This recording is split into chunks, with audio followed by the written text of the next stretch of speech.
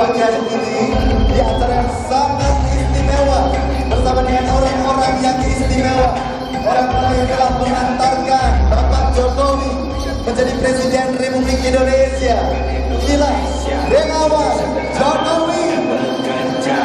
Ayo kawan dukung Jokowi kalah, bersatu padu coblos nomor 2. Sekali lagi selamat datang dalam silaturahmi relawan mengawal Jokowi dengan mandiri. Silakan untuk menempati kursi yang disediakan. Silakan untuk langsung saja menuju kursi masing-masing. Ayo kawan dukung Jokowi kalah.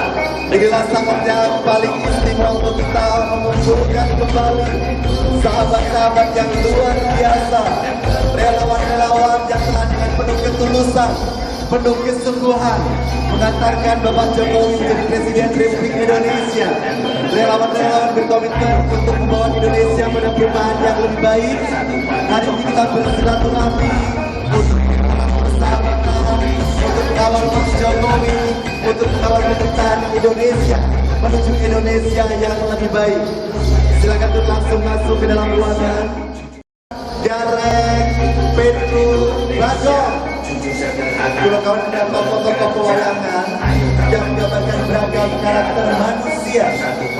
Salah satu karakter yang paling utama adalah karakter Semar yang dianggap memberikan nilai-nilai kebijakan dan kearifan, nilai-nilai seorang pemimpin, dan kita yakin nilai-nilai kepemimpinan itu juga dimiliki oleh Presiden Republik Indonesia saat ini Bapak Jokowi yang sudah panjenengan hantarkan sampai menjadi Presiden Republik Indonesia. Di sebelah kiri kita juga kita saksikan teman-teman komunitas Egrang yang menggunakan busana pewayangan. selalu menggambarkan pewayangan ini ada tokoh baik dan ada tokoh buruk. Menggambarkan bagaimana perjalanan kehidupan senantiasa dilandaskan pada nilai-nilai kebaikan, termasuk untuk membawa perubahan Indonesia. Dan yang mendamping saya saat ini adalah rekan-rekan dari Solo Batik Karnival. Saya mohon tepuk tangannya. Semua yang ada di ruangan ini boleh kita bertepuk tangan. Betul, Peggy.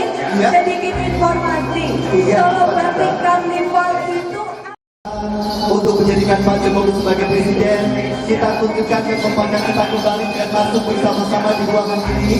Jadi silakan sahabat-sahabat yang ada di luar, kita tunjukkan kebersamaan kita, silakan untuk langsung masuk ke dalam ruangan. Rekan-rekan yang telah melakukan registrasi silakan langsung bergabung, karena acara akan segera kita mulai bersama-sama. Kita nanti akan mengawali ini bersama menyanyikan lagu Indonesia Raya. Dan nanti juga kita akan menggali pemikiran-pemikiran untuk memajukan Indonesia dari paparan-paparan narasumber. Jadi kan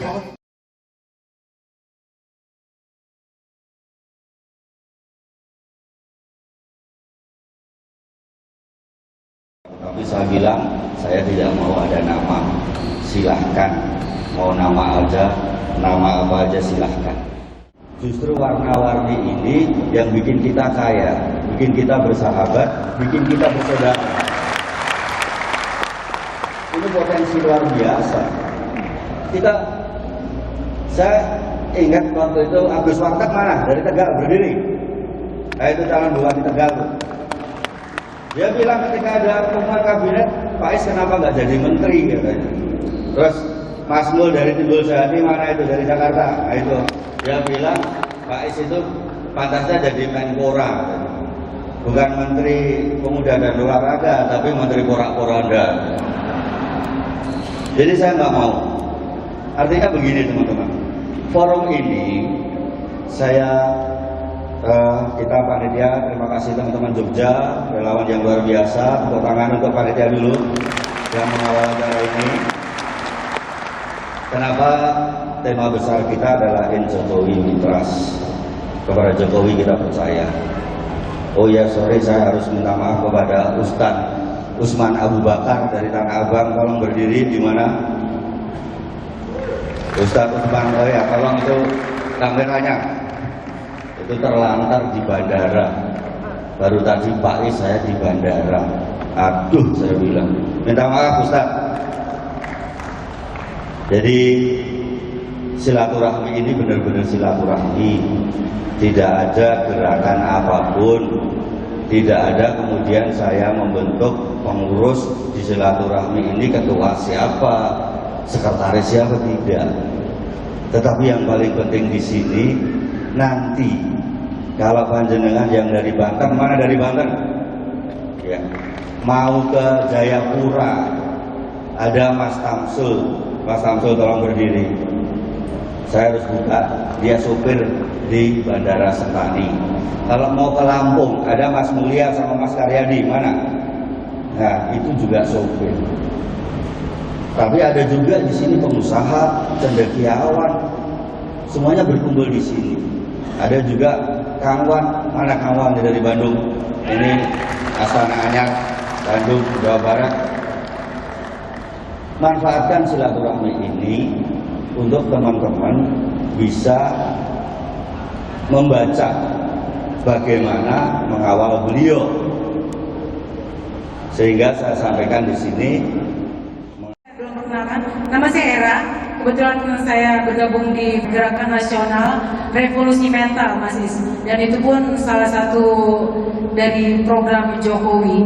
Kita sudah berbuat, Mas Is dan semua rekan-rekan di sini, kita selama ini tanpa dibiayai oleh siapapun, kita sudah roadshow keliling ke setiap pelajar, mahasiswa, para petani juga. Yang kita gerakan adalah bagaimana kita sadarkan kita semua anak-anak bangsa, saya pribadi dan semuanya, bahwa negara Indonesia ini adalah milik Indonesia, bukan milik penjajah, bukan milik asing. Karena yang terjadi selama ini produk asing semuanya sudah masuk dan menguasai Indonesia. Itu yang sudah kita kerjakan, Mas Is dan semuanya. Pertanyaan saya barangkali sejauh mana seperti tadi yang dipaparkan bahwa media yang akan kita perjuangkan untuk para pejuang Jokowi itu mengakomodir dan memperjuangkan kita semua. Kemudian juga ini mohon maaf, informasi yang akan saya sampaikan ini barangkali salah, mohon dikoreksi. Untuk menghadapi 2020 sampai 2030 itu kalau tidak salah kita akan menghadapi bonus demografi. Ini data dari BKKBN ya. Intinya mungkin ada nanti Mas Is dan rekan-rekan lainnya bisa lebih detail nanti info tersebut itu seperti apa akurasinya. Sebenarnya kita sama-sama bicara bangsa ke depan seperti apa. Jadi yang mungkin saya tangkap sedikit di bonus demografi itu adalah usia produktif. Jadi bagaimana kita para relawan dan para pejuang di sini mempersiapkan itu semua. Ini bicaranya untuk media online ya Mas Is ya. Mungkin seperti itu saja. Assalamualaikum warahmatullahi wabarakatuh. Salam. Baik, kita akan langsung menyerahkan kepada narasumber kita untuk bisa menanggapi. Sebelumnya kita berikan tepuk tangan untuk 3 penanya yang sudah memberikan pertanyaan. Silakan Mas Krisnawan dan Mas Kristanto. Ya, terima kasih. Jadi ada satu pertanyaan yang mungkin terkait dengan apa yang saya sampaikan, yaitu soal media oportunis, bagaimana dan apa yang disampaikan media, terus apa yang bisa kita lakukan. Saya kira mungkin Bapak Ibu pernah mendengar yang disebut dengan media literasi atau melek media. Bagaimana kita juga bisa berperan sebetulnya menyadarkan keluarga kita, terutama anak-anak, tentang mungkin dalam tanda kutip ya bahaya dari televisi, media, program-program yang mungkin tidak sehat, atau juga pemberitaan yang mungkin Bapak Ibu sendiri tadi saya lihat cukup kritis, ini terkesan dimanipulasi dan sebagainya. Juga bukan hanya anak-anak, tapi kalau kita aktif di RT, rukun tetangga, maupun di arisan keluarga dan sebagainya ya, itu kita bisa menularkan kekritisan kita itu kepada mereka. Saya kira semakin banyak orang yang kritis terhadap industri media, mudah-mudahan media kita itu juga lalu menjadi lebih sehat. Kita menuntut bahwa mereka itu menerapkan kode etik jurnalistik dan melakukan kerja-kerja yang lebih profesional terhadap media yang mereka tempat di mana mereka bekerja. Saya kira media literasi kemudian networking yang mau kita bangun itu menjadi salah satu sarana yang bisa kita lakukan. Saya kira terkait dengan saya itu beberapa mungkin dari Bapak dari Kaltim itu masukan untuk Mas Isna ini dan tim terkait dengan program desa, tata ruang, yang mungkin juga nanti akan disinggung oleh Mas Oji dari Direktur Sayur Institute yang sangat menekuni tentang pedesaan dan masalah agraria. Dan dia kemarin itu saya ajak untuk bisa hadir sini, meskipun dia capek 3 minggu memberikan kuliah dan konferensi terkait tentang masalah agraria di Amerika Serikat. Saya kira itu mungkin Mas Kris sudah tambahkan. Terima kasih. Saya sebenarnya mau menjawab Ibu Hera terkait dengan bonus demografi ya. Tapi saya agak ini ya, karena mungkin forumnya bukan di sini. Kebetulan saya lagi mendalami soal itu, jadi sedikit aja saya bisa menjawab. Sebenarnya kan bonus demografi itu kita dijanjikan tahun 2020 itu Indonesia akan sejahtera, gitu. Itu juga peluang. Tetapi syaratnya masyarakatnya harus sehat dan pintar, kan gitu. Kalau itu tidak sehat dan pintar, jadi beban, malah jadi rusak, jadi gagal negaranya. Nah, apa yang dilakukan oleh Pak Jokowi dengan menggulirkan salah satunya adalah memperbanyak dana kesehatan dan pendidikan, itu adalah antisipasi ke sana supaya tidak menjadi negaranya gagal begitu. Yang harusnya sudah dimulai sejak dulu, baru sekarang dilakukan. Ini sebenarnya sudah terlambat. 2020 tinggal berapa tahun lagi sebenarnya. Itu yang sebenarnya harus ada kerja keras dari pemerintah untuk melakukan persiapan ke arah situ. Kalau nggak dilakukan, negara akan gagal di situ. Itu tuh yang banyak terjadi. Itu aja untuk jawab Bu Hera tadi. Sekilas saja sebenarnya. Kalau misalkan butuh diskusi bisa lebih banyak. Terima kasih. Baik, terima kasih Mas Krisna. Terima kasih. Kita berikan tepuk tangan untuk Mas Krisna dan Mas Kristanto. Barang produksi perusahaan-perusahaan itu untuk dikonsumsi. Jadi kita menjadi konsumen dari barang-barang komoditas global. Tuh. Dua, Indonesia itu menjadi tempat investasi-investasi asing. Nomor dua. Dan nomor tiga, Indonesia tempat produksi dari barang mentah untuk perusahaan-perusahaan itu. Nomor tiga,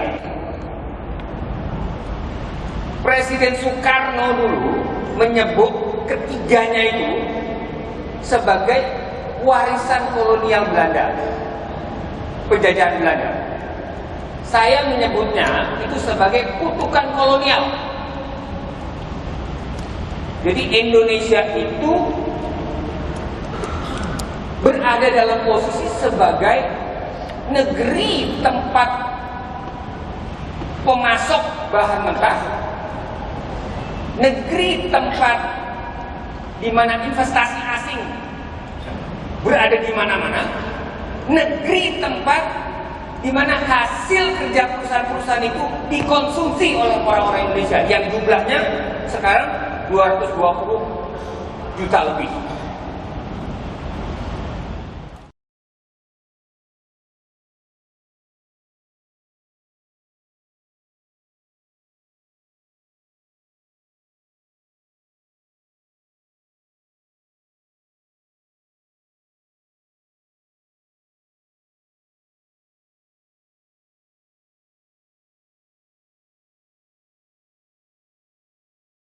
Tanahnya, kepemilikan atas pohonnya, kepemilikan atas kayunya kemudian dianggap sebagai kejahatan.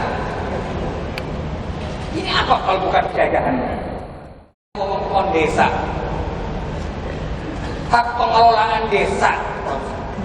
Jadi PP Perhutani tahun 72 itu, ya, nomor 72 tahun 2000 itu harus diubah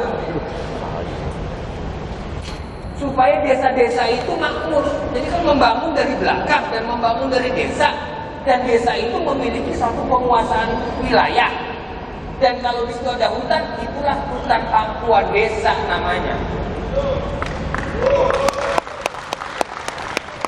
Kita ini sendiri harus membebaskan dari cara pikiran lama. Ya.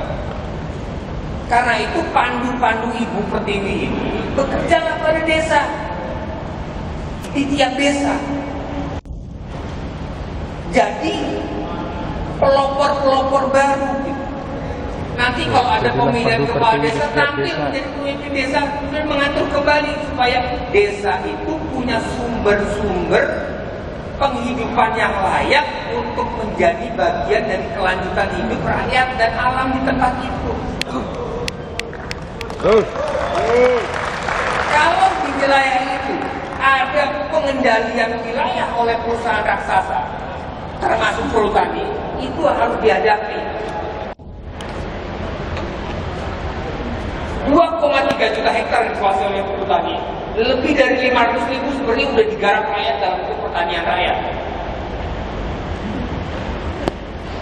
Untuk yang di Jawa Barat, perhutani juga punya masalah besar karena wilayah-wilayah rakyat itu kemudian dimasukkan ke dalam perhutani sejak tahun 78.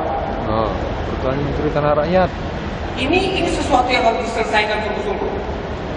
Ya, dan itu pemerintahan Jokowi, ya, Kementerian Agraria Tata Ruang, kemudian Kementerian Lingkungan Hidup dan Kehutanan, dan perhutani sendiri harus melakukan suatu cara baru yang mempunyai tujuan baru. Jadi kita nggak bisa pakai cara lama untuk mencapai tujuan itu yang kita ceritakan itu. Betul? Betul. Jadi perjuangannya ini panjang. Jokowi sudah memberi penanda kemarin ketika dia mengatakan bahwa tanah pertanian yang ada di dalam kawasan perhutani harusnya bisa dipergunakan oleh rakyat menjadi pertanian yang berkelanjutan. Betul. Kita sendiri bebaskan gitu dari pikiran-pikiran cara lama yang kebiasaan lama yang mengungkung. Nah, kita itu menghadapi suatu situasi baru yang nggak bisa dipakai ya cara lama untuk mengertinya, yakni pasar dunia, pasar global dunia. Orang baru saja sebenarnya berkenalan dengan masuknya satu jenis pasar yang namanya mart itu. Biasanya orang hanya ada di kota. Sekarang di setiap kota kecamatan berapa banyak Alfamart dan mart yang lain itu. Dan setiap mart itu berujung pada lahirnya konglomerasi baru. Betul. Nah, pertanyaannya tadi adalah berapa banyak pasar kapitalis ini bisa dibatasi? Masalahnya di dalam rezim pemerintahan yang lalu mereka bukan dibatasi, mereka ditumbuh suburkan sehingga warisan seperti itulah yang diterima oleh pemerintahan sekarang, dan mereka yang menyuburkan itu masih ada di dalam badan-badan pemerintah ini, pemerintah daerah maupun pemerintah pusat ya. Karena itu ya, ini setiap pemerintah daerah harus mempunyai suatu cara membatasi ya pasar-pasar kapitalis ini bekerja. Harus dibatasi. Kalau saja umpamanya mal-mal besar dan kemudian supermarket itu berdiri di sebelahnya pasar tradisional, mati pasar tradisional itu pasti. Jadi harus dilindungi. Memang tugas pemerintah itu melindungi. Karena itu dia dipilih melindungi tanah air Indonesia dan rakyat Indonesia. Perusahaan-perusahaan raksasa yang melahirkan pasar-pasar kapitalis itu tidak dibatasi oleh batas negara. Mau sebut saja mau orang di investasi asing begitu. Dia itu sangat namanya ya berpindah-pindah, tidak punya kaki, tidak punya konstituen. Perusahaan-perusahaan mulai dari yang besar-besar, Airfor, itu semua perusahaan asing yang hanya memperlakukan yang penting adalah orang Indonesia menjadi tempat di mana barang konsumsinya itu dibeli, dan itu menjurang bagian dari akumulasi kekayaan kita dia sendiri. Nah, pemerintah daerah yang memberi izin, kalau dia korup ya pasti kejadian akan diperbanyak itu, seperti di Banyumas diperbanyak aja itu kan. Nah, Bupati Banyumas kebetulan orang yang tahu bahwa proses itu ada di tangan bawahannya itu. Bawahannya kemudian dituduh menyuburkan kemudian pasar-pasar ini, dan kemudian ditutuplah sebagian dari Alfamart dan Indomaret segala macam itu. Kenapa? Karena itu mengganggu perekonomian rakyat. Kita harus lindungi perekonomian rakyat. Saya kira itu Pak Isneni beberapa jawaban saya itu ya. Pada dunia kita harus sampai pada satu benar-benar menjadikan pemerintahan Jokowi JK ini satu kesempatan, kita ini menghadapi satu kesempatan dan kita memikirkan satu cara baru dengan mencapai tujuan-tujuan baru. Terima kasih. Baik. Ribuan pulau bergabung menjadi satu, sebagai rangka hubungan indah Nusantara, oh Nusantara.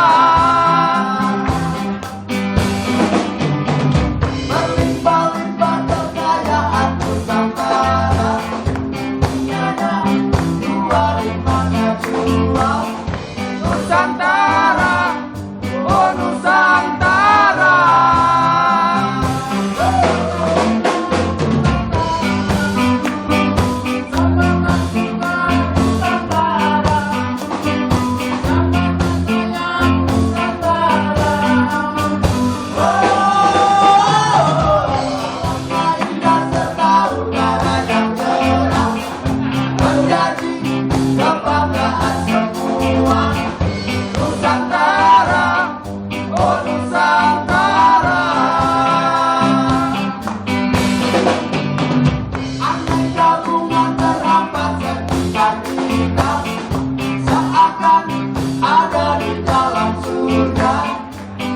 Nusantara, oh Nusantara.